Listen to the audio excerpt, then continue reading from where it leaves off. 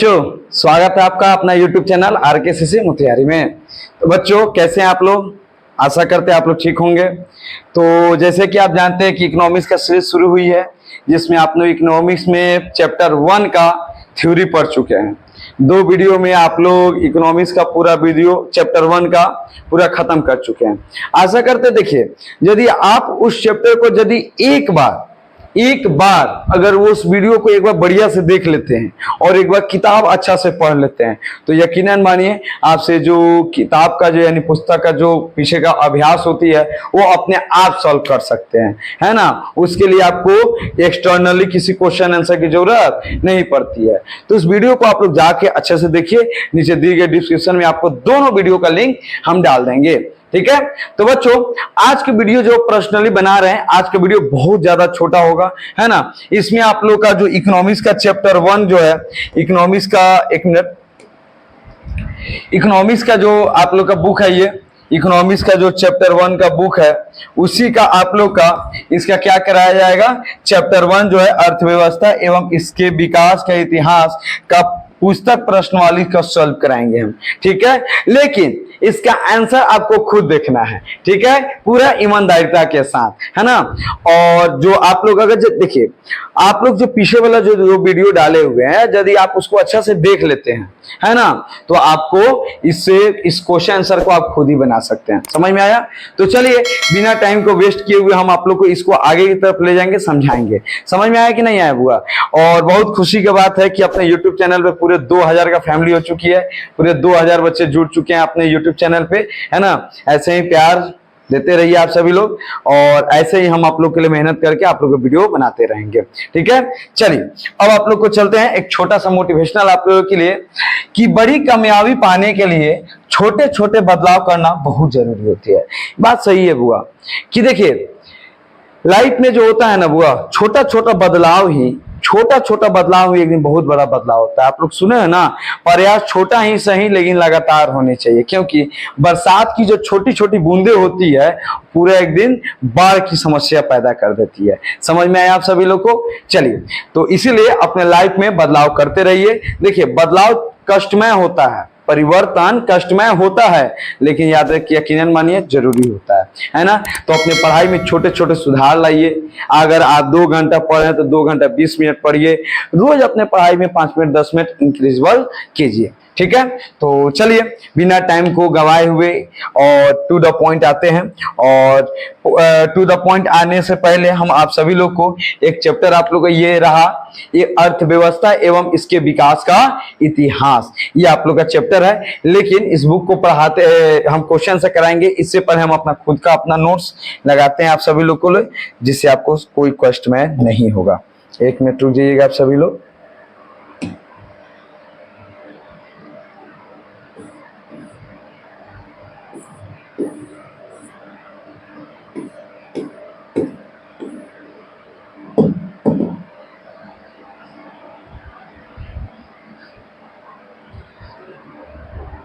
चलिए, तो ये रहा मेरा अब इकोनॉमिक्स का मेरा जो नोट्स हुआ, और ये आपका पुस्तक का हो गया, जो आप लोग के चैप्टर 1 का क्वेश्चन आंसर मुझे कराना है, ठीक है।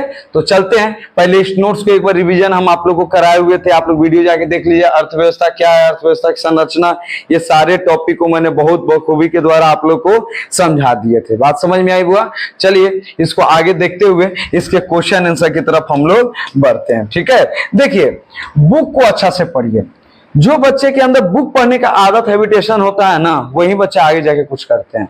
तो बुक पढ़ने का प्रयास कीजिए। हालांकि ये जो आप लोग का ऑब्जेक्टिव क्वेश्चन है, इसका ऑब्जेक्टिव ये जो आप लोग का प्रश्नवाली दिया हुआ है, जिसमें का पहला क्वेश्चन दिया है वस्तुनिष्ठ प्रश्न, ऑब्जेक्टिव क्वेश्चन, और ये आप लोग का फिल इन द ब्लैंक्स, और उसके ये इसका आंसर आपको नीचे दिया गया हुआ है ना। ये सारा आंसर आपको नीचे दिया गया हुआ है। आप सभी विद्यार्थी लोग जाके नीचे आप लोग कर सकते हैं। आपके पास बुक हो तो आप देख के इसको सॉल्व कर लीजिएगा, ठीक है।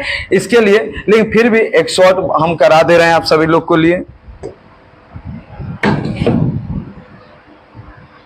चलिए, देखिए, पहला कार्य है ये, इसको थोड़ा सा हम बड़ा जूम कर देते हैं ताकि आप लोग को दिखे, ठीक है। हम सभी लोग हैं, इसका क्वेश्चन आंसर करते हैं, है ना। तो पहला क्वेश्चन दिया हुआ है कि निम्नलिखित को प्राथमिक क्षेत्र कहा जाता है। आपको बताए थे, यहाँ देखिए, एक मिनट, यहाँ पे आप लोग मेरा नोट्स देखिएगा, तो यहाँ पे आप लोग देखिएगा, आपको पढ़ाए थे अर्थव्यवस्था का क्षेत्र के बारे में, संरचना के बारे में पढ़ाए थे, है ना। तो अर्थव्यवस्था के 3 क्षेत्र बताए थे, प्राथमिक क्षेत्र, द्वितीय क्षेत्र और तृतीय क्षेत्र, जिसमें प्राथमिक क्षेत्र को क्या कहा जाता है, कृषि क्षेत्र कहा जाता है। तो आपका पहला क्वेश्चन दे रहा है कि निम्नलिखित को प्राथमिक क्षेत्र कहा जाता है, किसको? सेवा क्षेत्र, कृषि क्षेत्र, औद्योगिक क्षेत्र या इनमें से कोई नहीं। तो निम्नलिखित में प्राथमिक क्षेत्र यानी कृषि क्षेत्र किसे कहते हैं, यानी ऑप्शन आपका होगा ख। ठीक है, इनमें कौन से देश मिश्रित अर्थव्यवस्था है? आपको बोले हुए थे कि जिस देश में उत्पादन का स्वामित्व तो किसी निजी व्यक्तियों के पास हो उसे पूंजीवादी बोलते हैं। उत्पादन का क्या कहता है, संचालन जो होता है एक सरकार के द्वारा होता है उसे समाजवादी बोलते हैं, और जिसमें निजी और प्राइवेट दोनों का मिश्रण होता है उसे हम लोग क्या कहते हैं, बुआ? मिश्रित। यानी अमेरिका तो कौन सा है बुआ? पूंजीवादी है। अमेरिका क्या है? पूंजीवादी है, पूंजीवादी है। उसके बाद से चीन क्या है बुआ? तो चीन आपको बताए थे समाजवादी है। कौन सा वादी है? समाजवादी। और भारत क्या है बुआ? तो समाज मिश्रित एक अर्थव्यवस्था है। समझ में आ गया बुआ? तो आपका ऑप्शन क्या होगा? ग। समझ में आ गया बुआ? आइए ऑप्शन 3, ऑप्शन 3 पढ़ते हैं। आशा करते हैं आप लोग को ये पूरा दिख रहा होगा, है ना बुआ?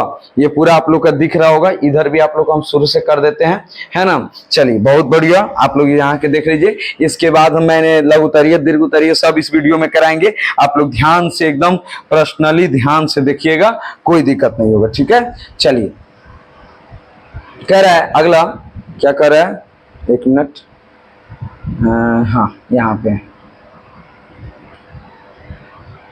हाँ यहाँ देखिए, कह रहा है भारत में योजना आयोग का गठन कब किया गया?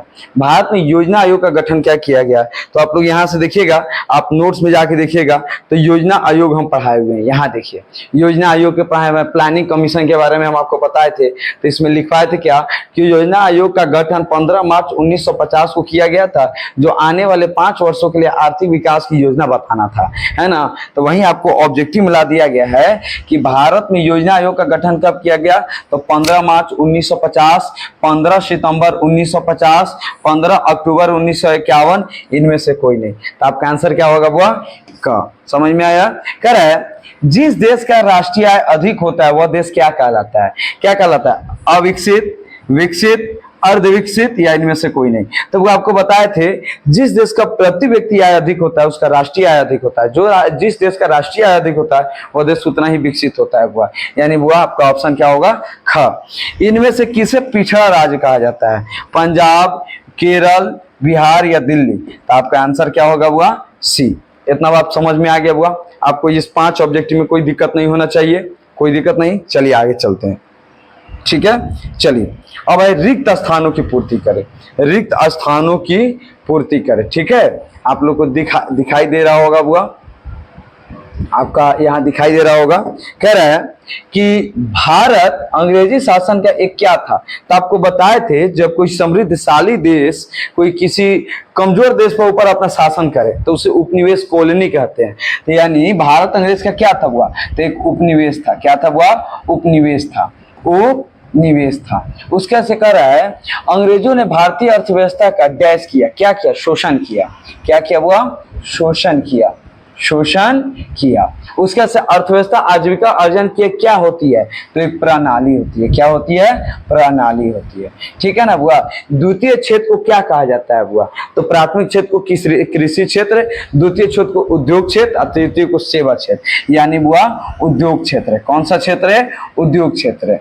आर्थिक विकास आवश्यक रूप से क्या होता है? परिवर्तनशील की एक प्रक्रिया होती है ना बुआ? हाँ, परिवर्तनशील की एक प्रक्रिया है। भारत में आर्थिक विकास का श्रेय किसको दिया जाता है? यहाँ देखिए, आप लोग को हम समझाते हैं। नियोजन एक पढ़ाए थे, यहाँ देखिए, भारत में आर्थिक विकास से नियोजन को दिया जाता है। देखिए यहीं पे आइए क्या है ना बुआ, यहाँ देखिए दिया है भारत में आर्थिक विकास का श्रेय किसको दिया जाता है, तो नियोजन को दिया जाता है। यानी नियोजन क्या करता है, प्लानिंग करता है, 5 साल के अंदर एक प्लानिंग करता है कि इसको 5 साल के अंदर क्या क्या करना है, देश के लिए क्या क्या डेवलपमेंट करनी है ना, तो ये आपका नियोजन होगा। 6 हो गया। चलिए नेक्स्ट की तरफ चलते हैं। नेक्स्ट कर रहा है 7 नंबर, आर्थिक विकास की माप करने के लिए डैश को सबसे उचित सूचक माना जाता है। किसको सूचकांक माना जाता है बुआ, तो आपको बता दे, आर्थिक विकास का माप करने के लिए पीसीआई, किसको बुआ, पीसीआई। 1 मिनट रुकिए, इसको थोड़ा सा क्लीन कर देते हैं। हाँ, पीसीआई, पीसीआई यानी पर कैपिटा इनकम, यानी जिस देश का पीसीआई अधिक होता है उसका इनकम, नेशनल इनकम अधिक होता है, और जिसका नेशनल इनकम अधिक होता है उस देश उतना ही वृद्धि विकास होता है। साधनों के मामले में धनी होते हुए बिहार की स्थिति क्या है, दयनीय है बुआ। क्या है, दयनीय है। उसके बाद से बिहार में डैश से जीवन का आधार है, क्या बुआ, कृषि, कृषि ही जीवन का आधार है। बिहार के विकास में डैश एक बहुत पूर्ण बाधक है, वो बाढ़ तथा सुखाड़, ये बहुत बड़ा हम लोग के लिए क्या है बुआ, बाधक के रूप में काम करता है। आई बात समझ में। चलिए नेक्स्ट की तरफ चलते हैं। तो आशा करते हैं यदि आपको इसमें दिक्कत है तो इसके नीचे जो होता है यहाँ देखिए वस्तुनिष्ठ प्रश्न के उत्तर दिया हुआ। अब हम लोग चलते हैं बुआ इसके लघुत्तरीय प्रश्न की तरफ। ठीक है, लघुत्तरीय प्रश्न की तरफ बढ़ेंगे और समझेंगे। जैसे कह रहा है अर्थव्यवस्था किसे कहते हैं, अर्थव्यवस्था किसे कहते हैं, तो आप यहाँ देखिए बुआ, अर्थव्यवस्था का हम सटीक एक परिभाषा लिखवाए थे, आप लोग को यहाँ पे एक परिभाषा लिखवाए थे मेरे नोट्स में, है ना। बारंबार बोल रहे हैं कि पहले वीडियो अच्छा से अगर नहीं देखे हैं, ये वीडियो तभी देखे जब पहले आप 2 वीडियो देखे होंगे, है ना। तो अर्थव्यवस्था क्या होता है, तो अर्थव्यवस्था एक ढांचा है जिसके अंतर्गत लोगों की आर्थिक क्रियाओं का अध्ययन किया जाता है। किसका अध्ययन किया जाता है, आर्थिक क्रिया। अब आर्थिक क्रिया क्या होती है, जिससे हमें क्या प्राप्त होती है, आय की प्राप्ति होती है। आय क्या हो सकता है, पैसा भी हो सकता है और वस्तु भी हो सकता है, दोनों में से कोई भी हो सकता है। तो अर्थव्यवस्था एक ऐसा ढांचा है जिसके अंतर्गत हम लोगों की आर्थिक क्रियाओं का अध्ययन करते हैं। समझ में आ गया। और आर्थिक क्रिया क्या है, आर्थिक क्रिया वे क्रिया है जिसके द्वारा हमें क्या प्राप्त होती है, आय की प्राप्ति होती है, उसे हम लोग क्या कहते हैं, अर्थव्यवस्था कहते हैं। तो आशा करते हैं एक का आंसर आप लोग को मिल गया होगा। दूसरा, मिश्रित अर्थव्यवस्था क्या होती है, तो मिश्रित अर्थव्यवस्था एक ऐसी अर्थव्यवस्था होती है जिस देश में समाजवादी अर्थव्यवस्था तथा पूंजीवादी अर्थव्यवस्था मौजूद हो उस देश को मिश्रितवादी अर्थव्यवस्था कहते हैं। अर्थात जिस देश में उत्पादन का स्वामित्व निजी तथा सरकारी व्यक्ति दोनों के पास होती है उसे हम लोग मिश्रित अर्थव्यवस्था कहते हैं। यहाँ देखिएगा, हम आपको मेरे नोट्स में दिखाते हैं। यहाँ जब नीचे आइएगा तो अर्थव्यवस्था के प्रकार में हम बताए थे कि अर्थव्यवस्था के 3 प्रकार होते हैं, पूंजीवादी अर्थव्यवस्था, समाजवादी अर्थव्यवस्था और मिश्रित अर्थव्यवस्था।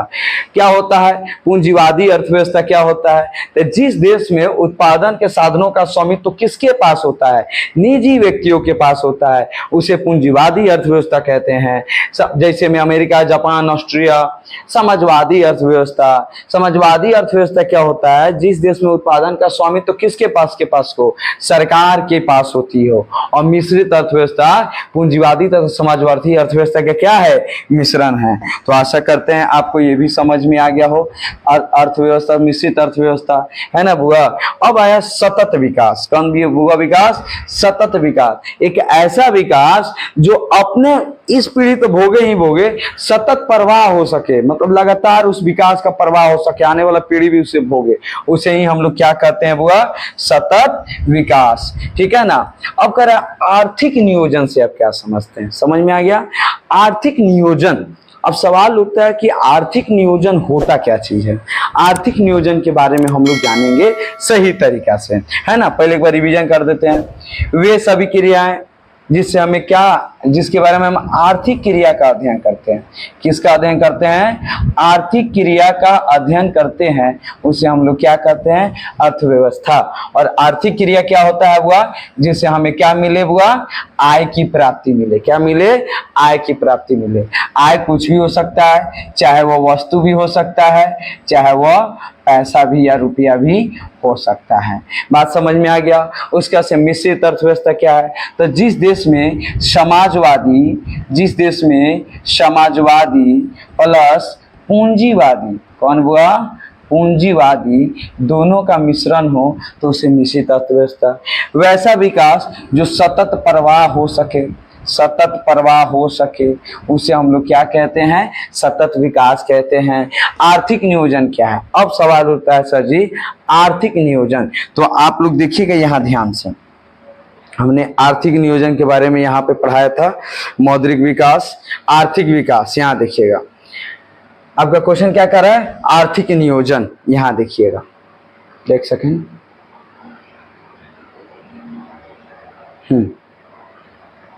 या यहीं पे था, हम उधर खोज रहे थे। यहाँ देखिए एकदम बोल्ड में लिखवाए थे कि आर्थिक नियोजन, इकोनॉमिक प्लानिंग क्या होता है। तो ये कहने का मतलब है कि बउआ समझिएगा कि आर्थिक नियोजन का अर्थ एक समयबद्ध कार्यक्रम के अंतर्गत पूर्व निर्धारित सामाजिक एवं आर्थिक उद्देश्यों की प्राप्ति के लिए अर्थव्यवस्था में उपलब्ध संसाधनों का नियोजित समन्वय का उपयोग करना है। यानी एक समय दिया जाता है, उस समय के अंतराल एक देश के अंदर डेवलपमेंट करनी होती है, विकास करनी होती है, उसी क्रिया को हम लोग क्या कहते हैं बच्चे, क्या कहते हैं, तो एक हम लोग आर्थिक नियोजन के नाम से जानते हैं। समझ में आया, 1 2 3 4 6 हो गया। फिर कह रहा है 5वां नंबर कि मानव विकास रिपोर्ट, ह्यूमन डेवलपमेंट रिपोर्ट क्या है, मानव विकास रिपोर्ट। तो वो मानव विकास रिपोर्ट आपको यहाँ पे देखिएगा, मेरा एक सेकंड, ये थोड़ा सा गड़बड़ हो गया, मानव विकास रिपोर्ट, ह्यूमन डेवलपमेंट इंडेक्स। यहाँ देखिएगा बुआ, यहाँ पे मेरे नोट्स में जब आइएगा तो आपको दिया गया है मानव विकास रिपोर्ट। मानव विकास रिपोर्ट आपको मिल जाएगा। ये कह रहा है यह सूचकांक संयुक्त राष्ट्र विकास कार्यक्रम यानी यूएनडीपी द्वारा क्या हुआ था, महबूब उल हक के निर्देश में तैयार की गई पहली मानव विकास रिपोर्ट थी। यानी बुआ किसके द्वारा, तो महबूब उल हक के द्वारा तैयार की गई थी, पहला, ठीक है ना बुआ।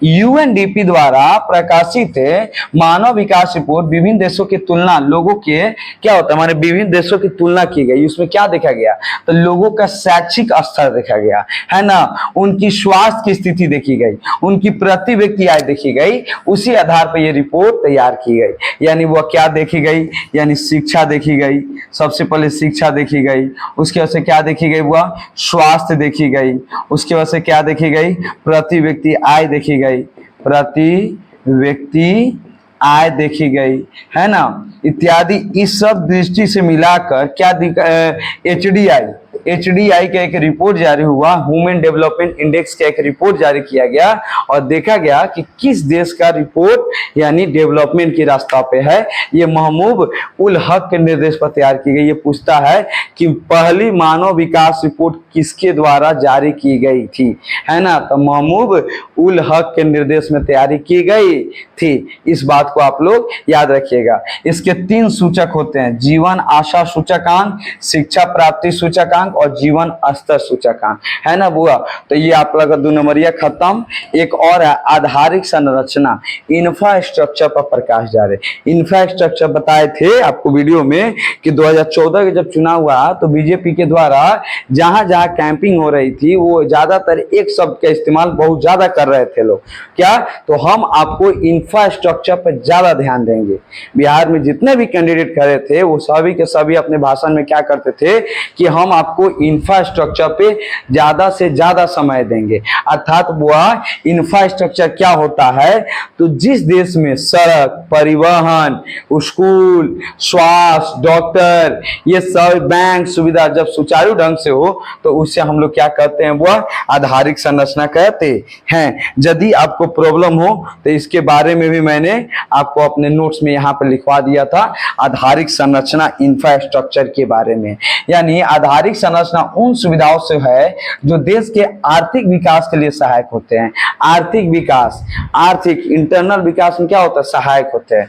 या वे सभी तत्व जैसे परिवहन, संचार, बिजली, स्कूल, अस्पताल आदि देश के आर्थिक विकास के आधार पर उन्हें आधारिक संरचना कहते हैं। यानी बुआ मान लीजिए ना, आधारिक संरचना क्या होता है, इंफ्रास्ट्रक्चर, सड़क ठीक हो, स्कूल ठीक हो, अस्पताल ठीक हो, डॉक्टर की उचित व्यवस्था हो, शिक्षा का ऊंची स्तर हो, गुणवत्ता शिक्षा प्राप्त होती हो, ऐसे को हम लोग कहते हैं आधारिक संरचना। तो आपको 1, 2, 3, 4, 5 और 6, आशा करते हैं 6 आपको क्लियर हो गया होगा, अच्छी तरह से क्लियर हो गया होगा। एक छोटा सा रिवीजन आप लोग को क्लियर करा देते हैं, ध्यान से देखिएगा। अर्थव्यवस्था, अर्थव्यवस्था क्या होता है, जिससे हमें आर्थिक क्रिया के में मदद करते हैं, आर्थिक जिससे हम जिसके बाद मतलब आर्थिक क्रिया का हम अध्ययन करते हैं। आर्थिक क्रिया क्या होता है, जिससे हमें आय की प्राप्त होती है। मिश्रित, जिसमें समाजवादी और पूंजीवादी अर्थव्यवस्था एक साथ हो जिस देश में। उसके बाद से आर्थिक नियोजन, एक निश्चित समय अंतराल पर देश का विकास हो। उसके से सतत विकास, सॉरी छूट गया, तो जो लगातार विकास के पथ पर हो, यानी इस पीढ़ी भी देखे और आने वाला पीढ़ी भी देखे। मानव विकास रिपोर्ट, अभी HDI के बारे में बताया है, आधारिक संरचना तो अभी बताएं। तो आपका लघुत्तर ये हुआ, क्या होता है हुआ, समाप्त। इसका आंसर जो होता है ना, अपनी मनोनीत अनुसार दीजिए। एग्जाम जैसे देंगे तब कहता है बच्चा अपने मन से उत्तर दे, अपने भाषा में उत्तर दे, है ना बुआ। इससे होता क्या, कॉन्फिडेंस आती है अपने भाषा में उत्तर देने पे, है ना। तो उसके लिए प्रैक्टिस करना पड़ता है, तो आप अच्छा से प्रैक्टिस कीजिए। तो आशा करते हैं कि अगर लघुत्तरीय समझ में आ गया हो तो अच्छी बात है। यदि आपको कोई भी डाउट हो तो कमेंट बॉक्स में आपको प्रॉब्लम लिखिए, उसका जल्द से जल्द आपको सलूशन मिल जाएगी। यदि इसका आपको बनाने नहीं आ रहा है तो इसका PDF नीचे दिए गए लिंक पे आप क्लिक करके नोट्स को प्राप्त कर सकते हैं। समझ में आया बुआ, आप इस नोट्स को प्राप्त कर सकते हैं बिना कोई हिचकिचाहट के। इसका मैं PDF लिंक में डाल दूंगा, ठीक है।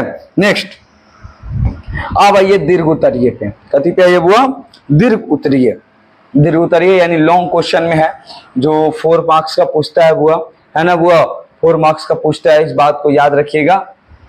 पहला, अर्थव्यवस्था की संरचना यानी स्ट्रक्चर ऑफ इकोनॉमी से क्या समझते हैं, इन्हें कितने भागों में बांटा गया है। सो सिंपल क्वेश्चन, तो आपको शुरू में ही इसके बारे में हमारा नोट्स कहता है। यहां देखिए, अर्थव्यवस्था की संरचना यानी भारतीय अर्थव्यवस्था की संरचना को कितने वर्गों में बांटा गया, 3। ये तीनों के बारे में मैंने बता चुका था, प्राथमिक क्षेत्र, द्वितीय क्षेत्र और तृतीय क्षेत्र। ये तीनों को बारे में आप बताए थे कि प्राथमिक क्षेत्र में जितना कृषि से संबंधित कार्यक्रम है उसको इसमें रखा जाता है।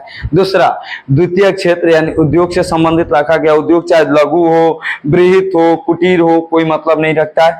तृतीय, सेवा क्षेत्र को कहा जाता है। इसके बारे में आप बढ़िया से अपने भाषा के अनुसार बना के लिख दीजिएगा, आपका आंसर समाप्त हो जाएगा। आर्थिक विकास क्या है, आर्थिक विकास तथा आर्थिक वृद्धि में अंतर बताए। आप नोट्स में देखिएगा, पढ़िएगा तो आपको समझ में आ जाएगा। आर्थिक विकास की माप का सूचकांक, चलिए एक बता ही देते हैं। आर्थिक विकास, यहां देखिएगा, आर्थिक विकास, एक सेकेंड, आर्थिक विकास जो मापा जाता है ना, वो मुख्यतः 2 से मापा जाता है। पहला, एक मापा जाता है राष्ट्रीय आय से और दूसरा प्रति व्यक्ति आय से। प्रति व्यक्ति राष्ट्रीय आय क्या होता है, किसी देश में 1 वर्ष की अवधि में उत्पादित सभी वस्तु एवं सेवाओं के मौद्रिक मूल्य के योग को राष्ट्रीय आय कहते हैं। यानी जब कोई देश 1 साल में जितने भी वस्तु का उत्पादन करती है उसके मौद्रिक मूल्य को यानी उसके पैसे के मूल्य को हम लोग क्या कहते हैं बुआ, राष्ट्रीय आय कहते हैं। कर जिस देश का राष्ट्रीय आय अधिक होता है वह देश विकसित कहलाता है, और जिस देश का राष्ट्रीय आय कम होता है वह अविकसित कहलाता है। ये आपको ऑब्जेक्टिव में भी दिया हुआ था आपके अभ्यास में। फिर कह प्रति व्यक्ति आय, पर कैपिटा इनकम। जब राष्ट्रीय आय को देश की कुल जनसंख्या से भाग देते हैं, जो भागफल प्राप्त आता है उसे प्रति व्यक्ति आय कहते हैं। यानी देश की कुल जनसंख्या में राष्ट्रीय आय से जब भाग दोगे सब, तो जो भागफल प्राप्त होती है, हमें जो भागफल प्राप्त होती है उसी भागफल को हम लोग क्या कहते हैं, प्रति व्यक्ति आय कहते हैं। आई बात समझ में आप लोग को? चलिए, आप लोगों को समझ में आ गया। 1 2 3 4। बिहार के आर्थिक पिछड़ेपन के क्या कारण है, बिहार के पिछड़ेपन को दूर करने का मुख्य उपाय क्या है।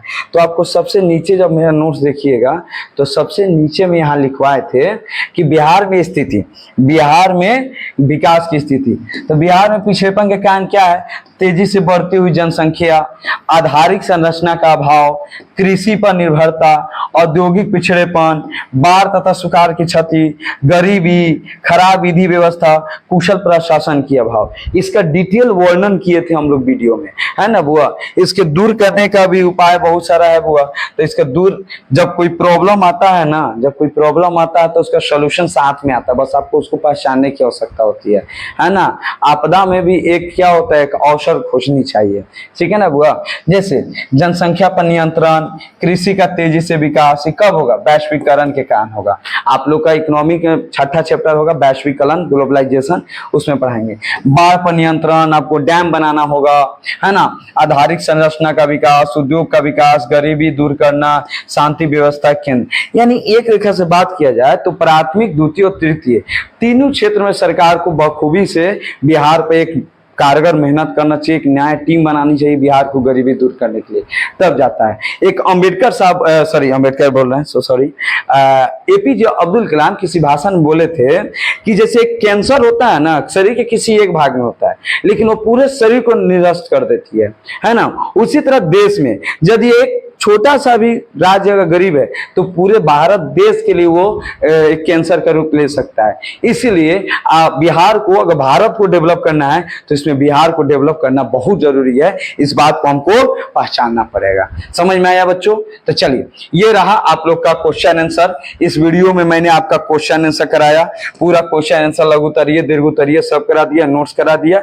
यदि इस वीडियो को देखिए अच्छा से, अपना नोट्स बनाइए। नोट्स कोशिश कीजिए हैंडराइटिंग नोट्स बनाने के लिए। हैंडराइटिंग नोट्स बनाने से क्या होता है, जल्दी याद होता है ना। और हम कहेंगे याद मत कीजिए, समझिए, टॉपिक को समझिए। आपको जो है पिछले के 2 वीडियो में मैंने बहुत बखूबी तरीका से आपको एकदम बढ़िया डिटेल तरीका से आपको 2 नोट्स बताए हैं, ठीक है ना। आप उस दोनों वीडियो को अच्छा से देख लीजिए, उसके बाद से क्वेश्चन आंसर कीजिए।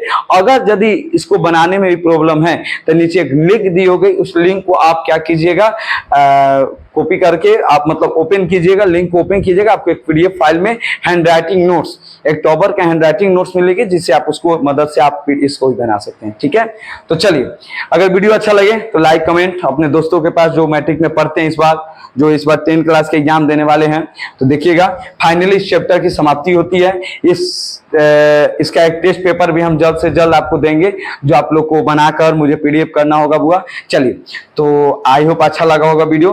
अब मिलते हैं अगले क्लास में चैप्टर 2 लेकर। चैप्टर 2 भी बहुत 2-3 वीडियो में हम लोग खत्म करेंगे, एक सीरीज में इकोनॉमी खत्म करेंगे, ठीक है। तो चलिए मिलते हैं हम लोग अगले क्लास में, तब तक ले जय हिंद, जय Bharat, thank you so much.